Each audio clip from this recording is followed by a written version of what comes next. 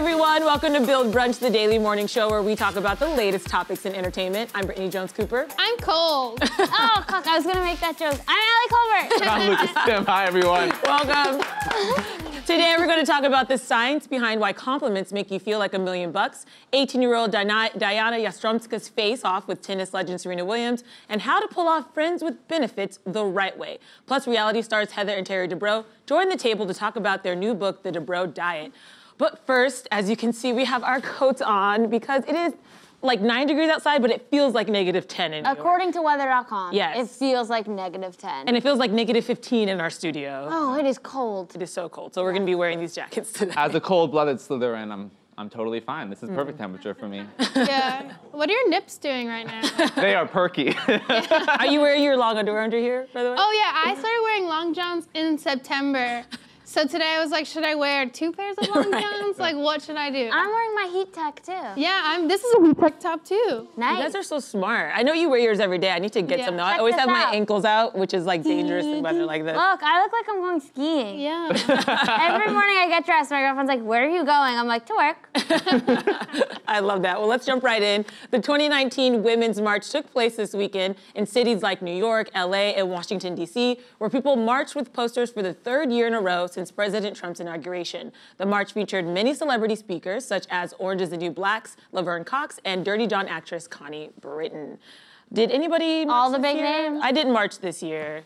I didn't march this year, but unfortunately, the first Women's March had like 3 million people marching. I was very, very sick, so I sat at home and wept tears of emotional joy watching. But last year I went when I lived in LA, and it was an incredible experience. I loved it. I wore my Hillary shirt and was with all sorts of people and loved all the signs. It's such a great experience, but unfortunately I couldn't go this year. But yeah. So you've never been here, right? Never New York. Yeah, I imagine it's not as fun. Like, just because of the weather. Yeah. And you don't get as great, like in LA you get the speakers are amazing, like Connie Britton, Right. hell yeah.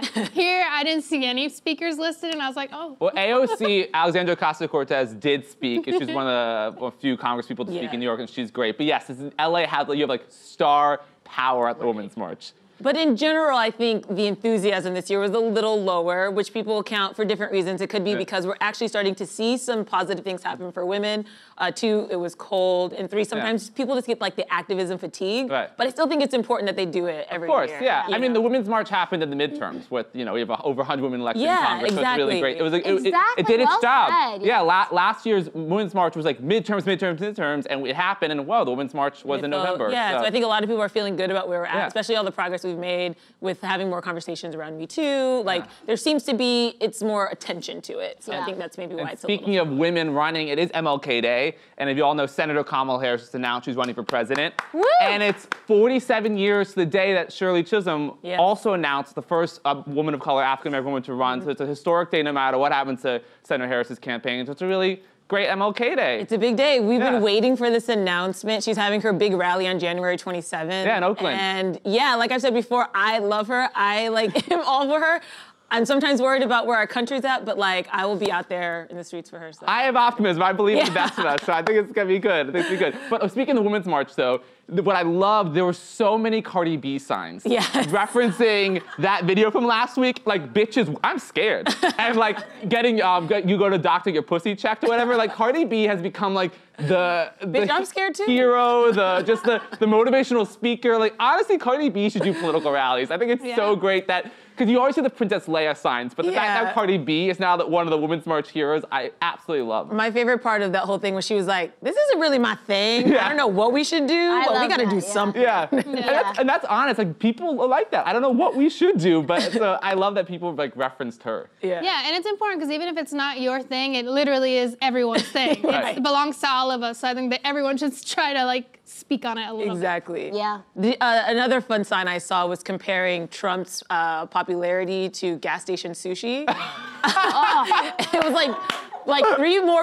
of people would rather eat gas station sushi over support Trump. That is amazing, and that's what the Democrats should run on in 2020. That's so funny. You think gas station sushi should run for president? Honestly, maybe. Okay. It's more popular. I mean, you can't go wrong with a warm California roll. Oh. I don't think I've seen sushi in a gas station. Oh. You know, it's been happens. there. You just like know better. You know not to look down because you're like, I don't want this food. It's Wow, right that next is to so gross to think about. Yeah. There's no sushi chef. And you usually see it like in a gas station in middle America. Yeah. So not only is it in a gas station, there's also like not a body of water anywhere around it. No, that's. You wonder about how the sushi quality would be in states that are Yeah, no, I'm from one of those states. It's not as good. landlocked. Yeah, it's fine, but like it's definitely not as good. Right. Yeah, it's not Yeah. fresh. Scary. Well, compliments may not pay the rent, but according to a new insider study, receiving a compliment is just as thrilling to the brain as receiving cash.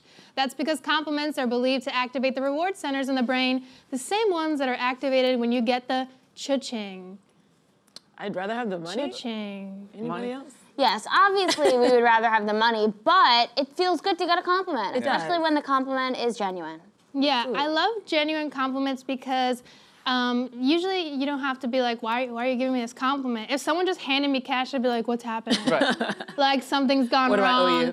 you? Like I need to do some kind of service for you now. Yeah. Putting up a shelf, touching a booty hole, What do you know? killing someone. I was like, intellectual. if someone Yeah. gave you cash, like, oh, who do I have to kill now? That's Yeah. the first assumption I would have. Totally. I am a whore for compliments. I love giving them and love getting them. I admit it. I really love giving compliments. I love Yeah. it. Like, because I think there's a lot of things people see around them that they like and appreciate, but they are hesitant to acknowledge. And when you just go for it, you make yourself feel good and you make the recipient feel good. Yeah. And I do like urge my friends to accept the compliments. A lot of women specifically, if you compliment them, they'll be like, no, or they try to, and I'm just like, take it. Just take the compliment. Yeah, you're Just right. say thank you. This, Yeah. this article spoke about that, how it's actually kind of rude when you dismiss a compliment, and because it's Yeah, dismissing the fuck that. person. I don't you like should be that. yes. Yeah. Like when people say I look good, I'm like, thank you. Yeah. Well, I would say, Lucas, I would say you're just like this ball of light. Aw, You are. You're always so positive and kind. Yeah, I feel that too. I feel that way too. You have an energy that is really, it's really It's warm. like a boyish Yeah. energy that is so like nice to And be I around. would say you give the best compliments in the world because whenever you give me a compliment, it stays with me for days. Aw. Because you have just this genuine thing about your voice. You know that when you give a compliment, it's coming from your heart. Yeah. And like this morning, he gave me a book, Kamala Harris's book, and he was just like, I thought of you. And I was like, that's Lucas. That is really nice. Nice That's guy. so sweet. Okay, see y'all later, guys. Thanks so much. Thank you. And Allie, I love how sensitive you are actually, and how empathetic you are. Yes. Like I know if something is happening, you're very much in tune to it, and like if you're having a tough day, I know that you know that I'm having a tough day or something. You know, Wow, you're very thank you. connected emotionally. I feel like. Thank you so much. Thanks. I Thank like you. how your guys. voice changes. Thank you. And you're also very talented. Yeah. Yeah. Wow, Very, very thank you. You don't have to keep going. Yeah, and you're very stylish. Thank you. Yes. You always have cool shoes. Yeah. Thank you. Oh my God, this game is so intense. It is intense. And Shannon, I think you are so profoundly intelligent. Oh, wow. Yeah. Thank you. Unexpected compliment. Yeah, no, I think you're very smart, and like your take on things is always like really unique, and I feel like that only comes from like having intelligence and like understanding I things. completely agree. I Yeah. feel like a lot of the times when we're having a conversation, Shannon will have the one comment that sort of like raises the level Yeah. of conversation. Wow, like they're laughing so hard. They're like, we watched this show. I mean, Really? sometimes you do talk about booty holes, but Yeah. sometimes you also Yeah. But sometimes elevate. it takes a booty hole to raise the conversation. It does, and I think that as a comedian, you really inspire me sometimes So because nice. you are able to like keep going and come up with things, and it's really impressive to me. Oh. I think you know what matters in life. Yeah. Like you know, you can laugh at yourself, and also really understand, have the empathy to people who are less privileged and can really articulate like the important work that needs to be done while Absolutely. also talking about booty holes. So I love you. I Yeah, think we you're love great. you. Shannon 2020. Yeah. You guys, I'm gonna cry. And Brittany, you are our Michelle Obama. You're articulate, you're smart, you're hardworking, you're our leader. Brittany, You are one of the best people Yeah. I know. We You are wouldn't be here without you. You are so great. You are so great. You are such a kind, smart, thoughtful person. You're really amazing. Yeah, and when I think about you, I always get like super excited for your future because it's just so evident when you meet like Brittany that you know that she's gonna go on to the greatest things. And you've already done so great. So it is like meeting you has impacted my life in a great way. Wow. Guys, this is way better than getting money. Yeah, see? see? You're the big sister I always wanted. You really are. Aww. Brother I always wanted. All right, guys. All right, cut it out. 18-year-old Diana Yastremska went from watching tennis icon Serena Williams on her TV to battling her on the other side of the court over the weekend at the Australian Open. The match ended in tears for Diana after Serena emerged victorious with a 6-2, 6-1 win. How cool is that? After she got handled by Serena. Yeah. I mean, it's really cool, but really intimidating. If I ever went up against my idol, which I'm assuming we talked about would be a dance-off versus the ghost of Michael Jackson, I would cry, crush, poop myself, and fall on the floor. I wouldn't be able to do it. The intensity would be terrible. So the fact that she was able to live, I think, is a good testament to her. Also, I have to note out, like, Serena is not only amazing, but she's gracious in her victory. Look at her, like, hand on the shoulder. It's nice just, she like, didn't cheat this time. Yeah, like, Yikes! Yikes! But I do love that Serena has taken this kind of elder statesman role in tennis, and she has been very supportive of this next generation of young female players. Yeah. She was really sweet and went up to her and told her, like, don't cry, you did such a great job. I thought that was so sweet, especially because she's obviously someone who came up, like, idolizing Serena. Oh, yeah. And I just, you know, it's just interesting that when Serena had, you know, her little meltdown, they literally blew that up, and no one covered this story in a positive light. Everybody, if anything, I still saw people criticizing her, being like, oh, how condescending to go up to her and say that. And I'm like, you're looking for any corner to bring this woman down. Yeah. But the coolest thing is you never will, you stupid ass peasant in a basement. And that means so much to that young player. Yeah. You know, it's not about us, it's not about viewers, it's about this dynamic, and that this girl's 18 and has a long career ahead of her. And this is gonna be a moment, I think, that sets the tone for her. Yeah. So Serena made it special. I loved her story that she said, like, she started watching when she was 5 and that she knew she was gonna play against her. And I just love how life sometimes, there's just destiny that you know is gonna happen. Absolutely. I know we've all felt those memories as we like remember ourselves being children, just knowing that we're gonna be somewhere in life. Yeah. Life is magical. Life is super magical. Tennis is inspiring. R.I.P. Dana Fairbanks. I'm obsessed with Billie Jean King. I just want to put that out there. Yeah. Like, when I watched Battle of the Sexes, I was just like so overwhelmed by that story that not a lot of people have heard. I'm also rewatching The L Word and just like thinking about Dana throughout this entire story. So hard. But like, tennis is amazing. Do you play tennis? Wild. I played tennis growing up. Yeah. But like, I still play. a lot of, you still play tennis? Yeah, I feel like that just like comes with the package of being born like a preppy white kid. Yeah, when you wear an outfit like this, you have to play tennis. You come out with a little That tennis sweater racket. screams, I play tennis. Yeah. Have you guys ever had to like go against or up against somebody who you really admire? I know you guys do stand up. Have you ever had to like do a show with somebody you really admire? Were you nervous for them to like see you perform? Oh my God, yeah. That's terrifying. Yeah. But But you it's- know like a comic you really respect is in the room. What do you think? Yeah, I was thinking about this when we were talking about this story, or, you know, because of this story, and it's so much better being a comedian because you're not that competitive. Like, this is a True. sport. Like, at least as a comedian, you get to be like, yeah, let's do bits and like hang out, but I don't feel like it's directly competitive specifically because no one can compare your voice. That's true. Whereas like in sports, it's literally like a real like one-on-one. Right. You're not like winning and losing. Yeah. I mean, you might be bombing, but yeah. It's still the pressure of seeing someone you respect watching you do a craft that they might be like a legend at. Yeah. You know what I mean? Like, do you feel that pressure interviewing people? 100%. Like, obviously, I know I've known Katie Couric for a long time. I was her intern, her assistant, and then I got to interview her here for a build, and it was a huge moment for me. It meant so much for me to sit down and get to like ask her questions and make sure that they were smart and make sure that it was engaging. Like, it was What did she so think much of it? pressure. She had a great time. Same thing when I did Soledad O'Brien. These are just women that I respect so much, and I just wanted them to feel like I was good at what I was doing. That's you so know? cool. It's a lot of pressure. Yeah. How cool would it have been if you guys were able to find a way to make interviewing competitive and you just kept on trying to like out-interview each other and you're like, oh. That's a good question. Damn! That's a good question. You just keep leaning Oh, that's such a in good more and question. more. You're like, what did you have for breakfast? You're like, oh my God, we're going too deep. It's so good. Hard-hitting question. Well, maybe Yeah. next time. Yeah. Okay, well, it's a question that's haunted the non-romantics for generations. Can a no strings attached, friends with benefits situation actually work without anyone getting hurt? According to Cosmo, there is definitely a possibility for success, while some romantic comedies beg to differ on that, featuring committed relationships as the film's happy ending resolutions. We've had 1,800 movies about friends with benefits all in 1 year, and they all end with them getting together. So what do you guys think? Can friends with benefits actually work? I think, here's my take. I think this is my take.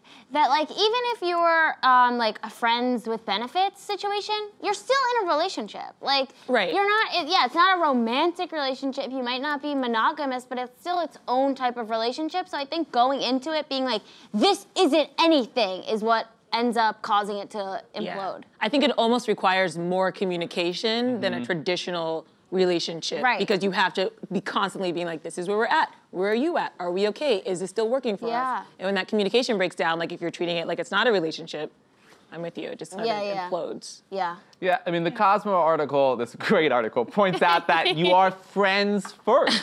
So it's different than a no strings attached because you were friends and that means there was a relationship there. But they also say no PDA, keep it to a min.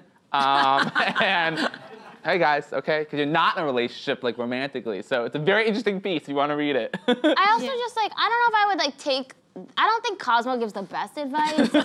Ding, ding, ding, ding, ding, ding, ding. Yeah, you know, I think Cosmo kind of just retweeted this story from like 2004, and it was previously retweeted from like 1998. Right. It's the same old, and you're like, why are we still reading this?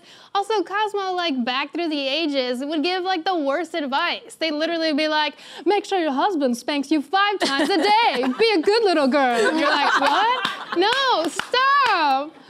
They'd be like, if your husband comes home after missing for 2 months, don't dare ask him a question. Never question a man. Make sure you put 20 pounds of makeup on.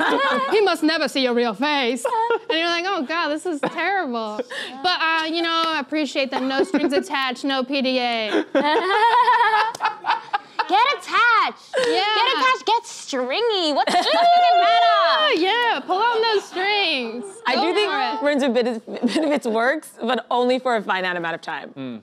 I think you can do it for like 2 months, maybe 3 months. I think the longer it goes, it's gonna implode eventually. Like you can't just do it forever. It's just such an unnecessary fear of dating. Like I saw Chrissy Teigen tweet the other day something about like, you know, when a guy sits you down and is like, oh, are we gonna be exclusive? It's like, I've been exclusive. Like, I hear friends, they're like, well, I was on my 6th date, and the guy was like, listen, I don't want a relationship. It's like, 6th date? We're dating, motherfucker. Right. Like, we are in a relationship. You know what I mean? Like, people are just so afraid of dating, and it's like, dude, you're doing it already. Exactly. Yeah, people really think that labels are what changes things. And it's like, oh, this isn't a mug, this is an envelope. And I'm like, it's a mug. It's holding liquid. Envelopes can't do that. So like if you're with someone nonstop and you're boning them and penetrating them and sharing energy with them, you're in a relationship. Yeah, totally. Yeah. I mean, a relationship doesn't mean like you're gonna get married.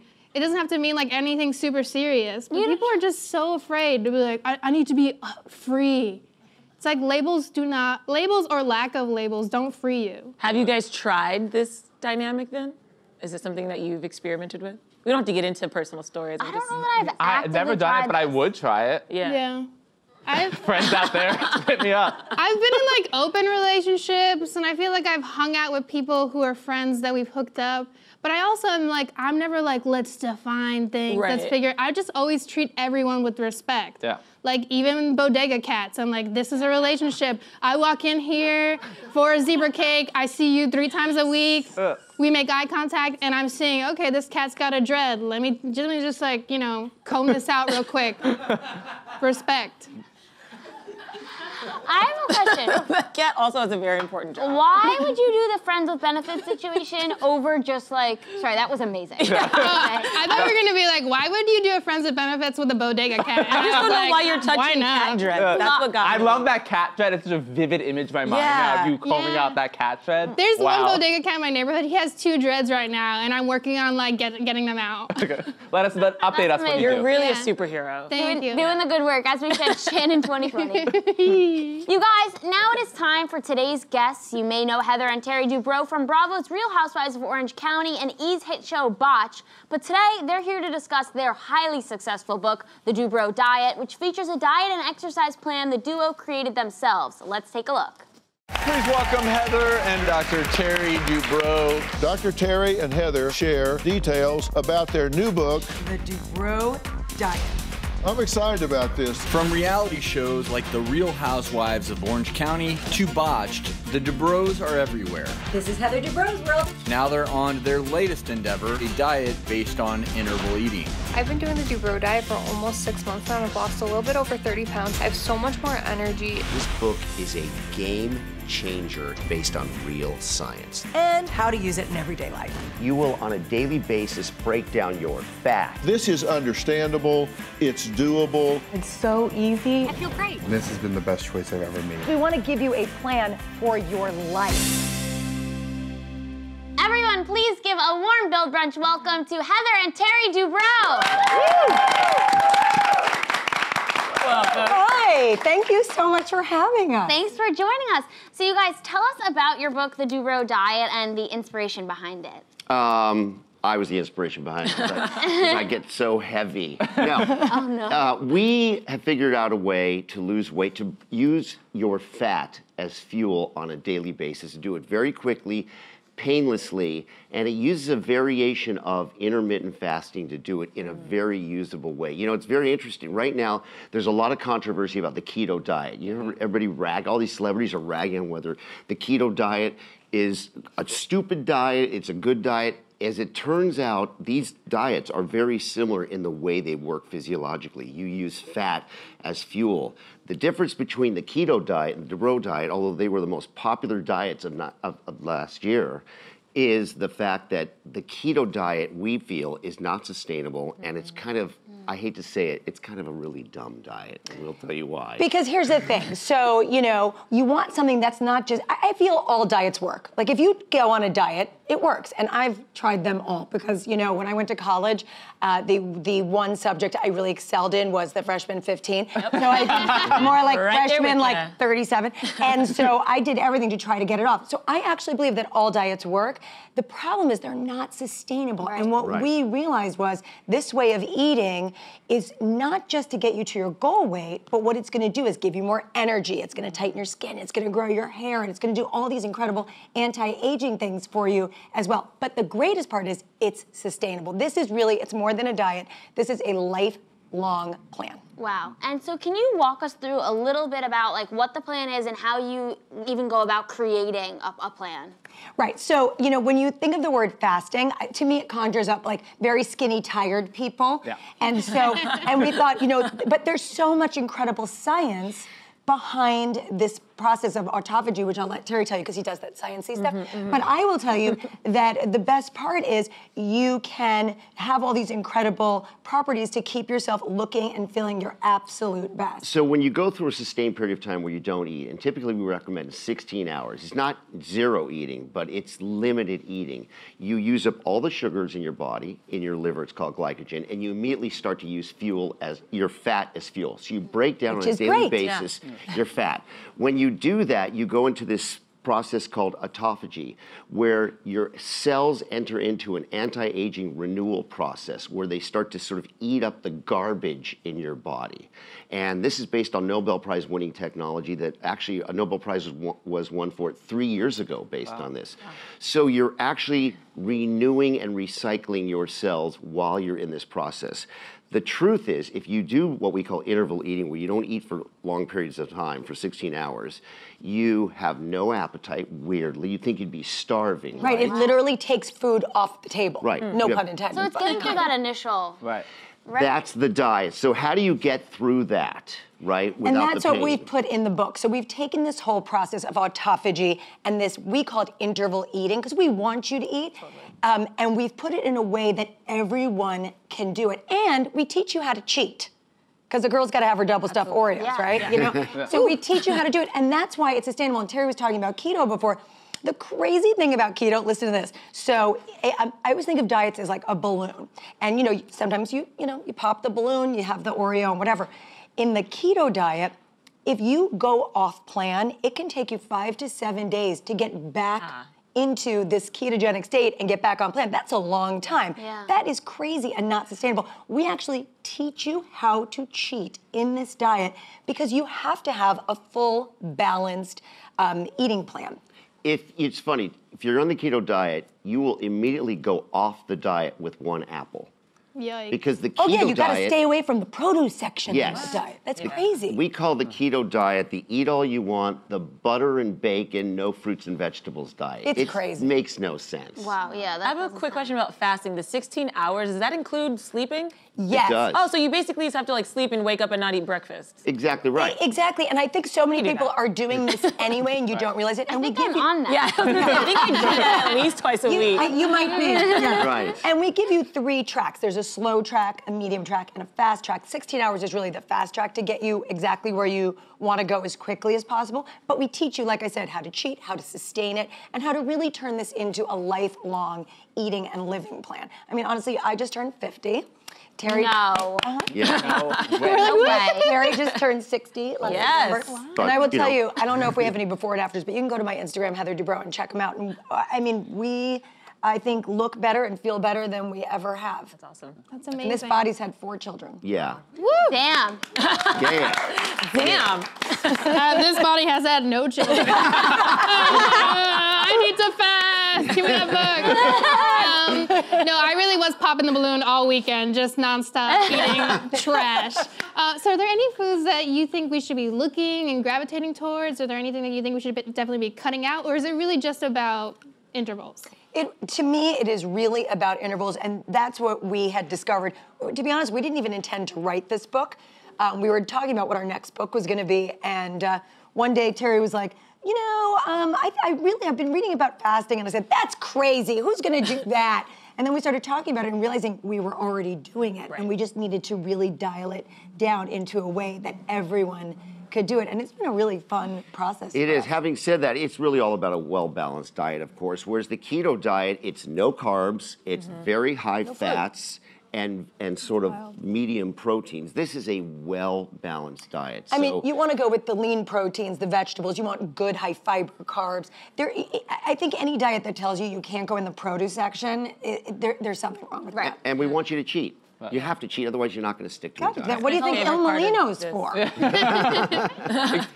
Guys, I have to ask, how's the house? Because I spent an hour last night on Heather's closet. You're gonna be watching the house tour. Hope you're not weirded out by that. No. You have the most incredible house. Thank you. You know, we've been there for 2.5 years, Yeah. Yes. I think. And so I didn't realize that people were still kind of obsessed with seeing our house. So I turned my YouTube channel, Heather's Closet, into a bit of a house tour. So we're going week by week. It's wonderful. Thank you. It's wonderful. And Terry, 5th season of Botched. Congratulations. Thank you. Did you ever imagine the show would be this successful? I never did. You know, when Paul called me in the middle of the day and said, hey, let's do a show about the most difficult plastic surgery in the world that people have failed in their attempts to fix it. I said, you want to do that on national television? And here we are. We are actually right now shooting season 6. Wow. Amazing. Yeah. Can you tease anything? I know 5th season's airing right now. That's coming up. Yes. The season that's airing now is an interesting season because it's not only bad plastic surgery, it's patients who have had sort of physical deformities they were born with or acquired through trauma, in which plastic surgery made it worse. So it's like the double whammy. There's a lot of butts this season. To be Yeah, I was gonna say, what's an example of a story that really got to well, you? this woman goes in New York to this woman who's now in prison.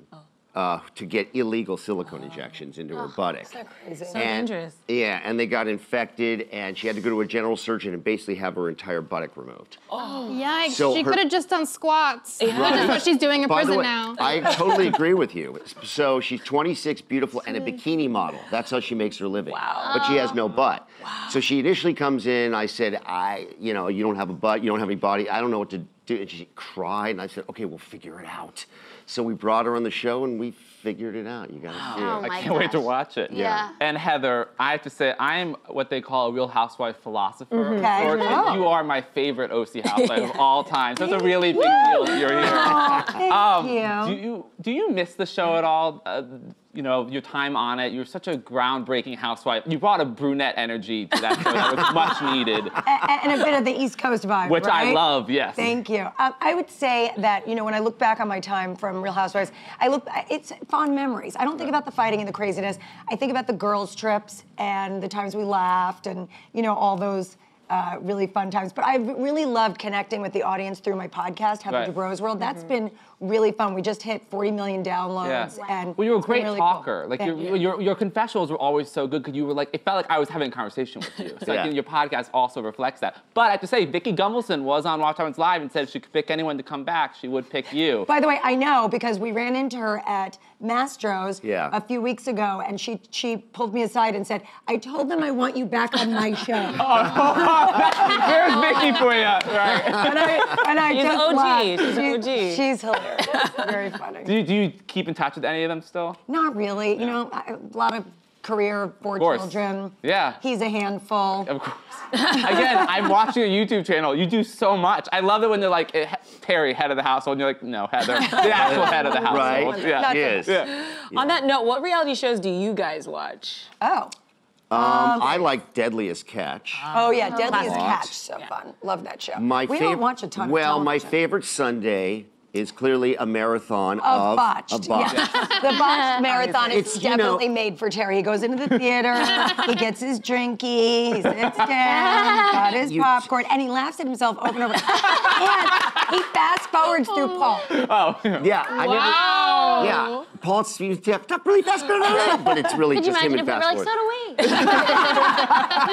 That would be cool. I love that. And obviously you have the book, you have the show.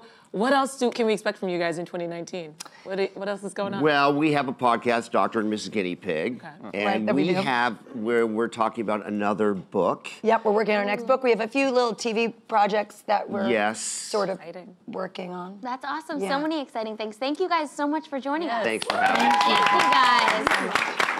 Everyone, make sure to pick up a copy of The Dubrow Diet wherever books are sold, and tune in to watch Botched on Wednesdays at 9 p.m. on E! We'll see you all tomorrow, same time, same table. Bye, guys. Bye, guys.